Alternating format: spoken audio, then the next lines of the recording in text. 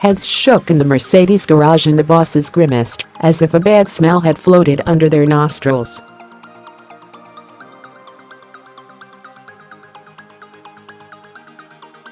But their eyes remained glued to the screens, which Sebastian Vettel lit up with a brilliant couple of laps that kept the World Championship burning.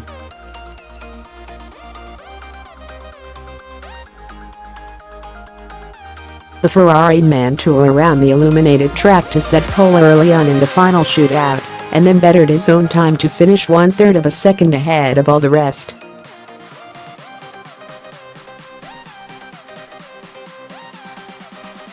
What a perfect day for him. What a poor one for Lewis Hamilton, whose Mercedes was only 5th quickest. It looks like the Brit picked the wrong week to turn vegan.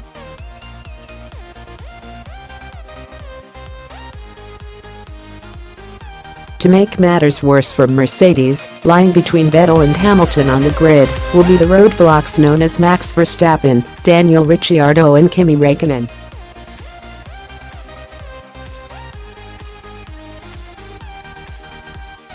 "I need to figure out a way of pulling off a miracle," said Hamilton. No wonder his boss, Toto Wolff, wore the egg-sniffing expression he did when you consider that starting from pole is a near guarantee of victory in the Singapore Grand Prix. 7 times in 9 editions, the man who has started first has finished there.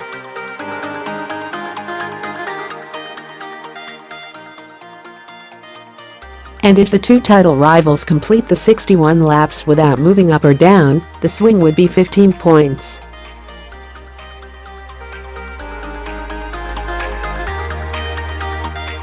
That means Vettel would lead the championship by 12 points with 6 rounds remaining, restoring the advantage he surrendered at Monza a fortnight ago.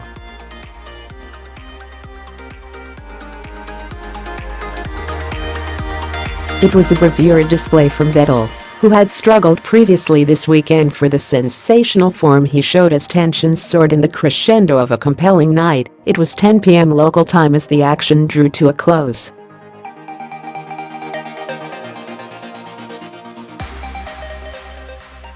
His car, he said, came alive, like a switch going from off to on to right. His final lap was so emphatically on the edge that he thumped the wall at the 19th of 23 mostly slow turns, but, despite his Singapore ding, he got the red car across the line more than 0.6 of a second faster than Hamilton.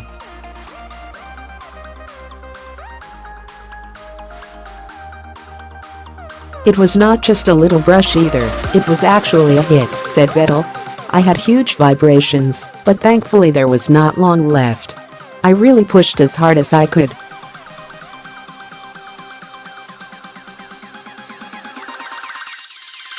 "I was relieved when it was done." Vettel let out a shriek of delight so high-pitched he might have shattered the windows of the nearby Raffles Hotel.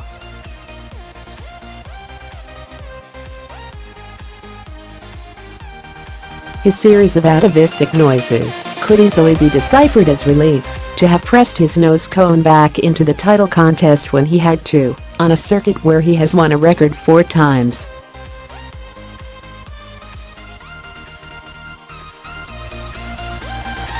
"I don't know where I found the time from," said Vettel. "I'm still full of adrenaline. I love this track."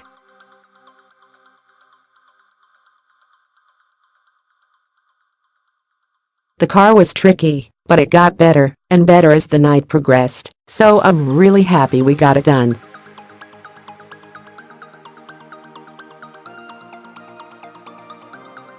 "It is a long lap with a lot of corners and a lot of things to get right and a lot you can get wrong.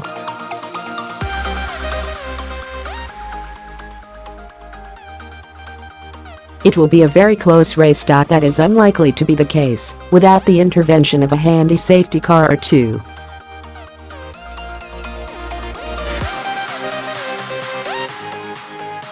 As Vettel conceded, grid position is crucial here. Hamilton had held out little hope for himself in qualifying, though he drove very well in equipment unsuited to the twists and bends before him.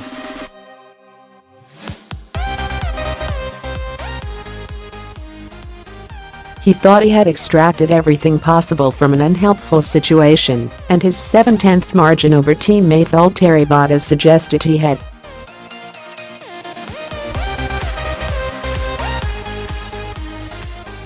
Let us hope that Hamilton's recent switch from meat eater to vegan, a change of diet brought on by watching a propagandist program on Netflix, does not leave him undernourished for the trial of a demanding race that lasts 2 hours in humid conditions.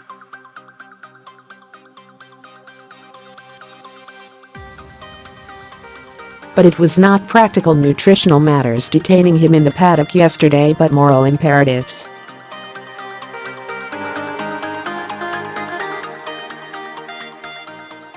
Among other things, he deplored cows emitting pollution and the concomitant damage such expulsions wreaked on the world, apparently including hurricanes.